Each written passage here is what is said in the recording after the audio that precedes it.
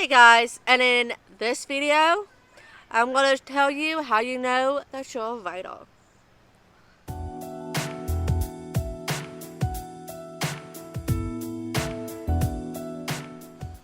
Okay guys, welcome back to my channel. I am Mary Long, aka M. Elizabeth. I am a self-published children's author. My book is Miss Snowball's Fun, so make sure you check out that link below. And I'm also working on an urban fantasy for adults. Now, let's get into the content of today's video. Okay. Imposter syndrome and fighting, and you may ask yourself, how do you know if I'm a vital? Like, how do I know? How do I know that I'm a vital? Okay.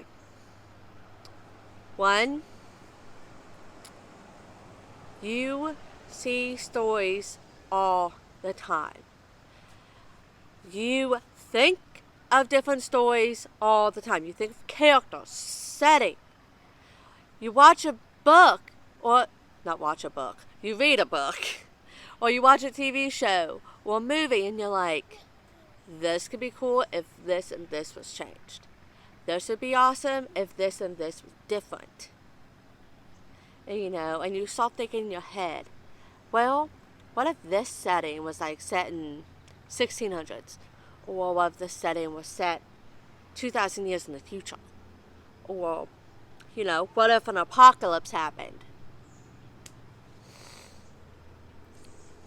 Number 2.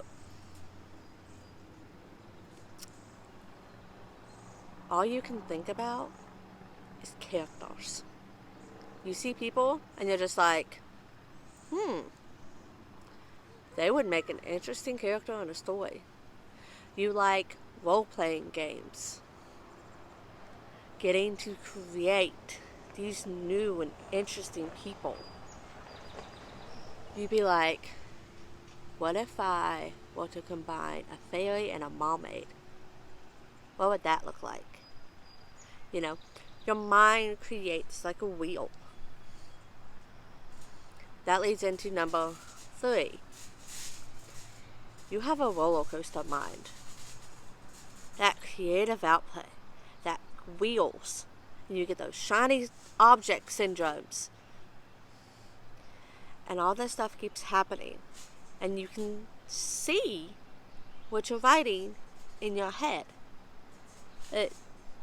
To me, what I'm writing, it's like a miniature movie playing in my head.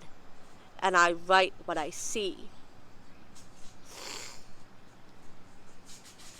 Anybody else do that? Kind of see what you're writing in your mind's eye. I have cried in my own books. I have laughed in my own books. Just like if you're watching a TV show. Okay? For example, I'm going to use Grey's Anatomy. Okay, a lot of people have saw it. Sorry if you hear anything, it's my kids in the background. But Grey's Anatomy. Okay, those parts where you get scared, you cry, you laugh. It shows all these emotions. Okay? Knowing how to project those emotions. Have you ever thought about like how people have layers? Y'all think about things in similes and stuff like that. Basically, and most importantly, if you just love writing,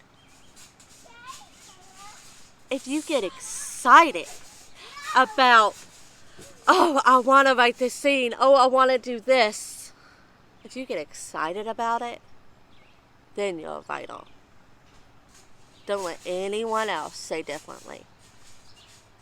If you're excited and passionate about getting those words to that page and mainly creating that story, you're vital. Because sometimes you just feel the story. You don't just see it. You don't just plan it. You feel it. That's why sometimes when authors write really deep stuff, sometimes they gotta have a palate cleanser. And they gotta do something really light and fluffy. Because they've poured so much deeper emotions into this other story. And they're just like, whew, that was a lot. And so they do something cute and funny. One of the things that I knew that I was a writer, I play Sims a lot. A lot. Okay? Don't judge me. I love Sims. I love role-playing games. I love being able to create a character, give it its own story, and act it out. Okay? That's the same thing I do in my books. Make a character and allow them to act it out. I give them the story.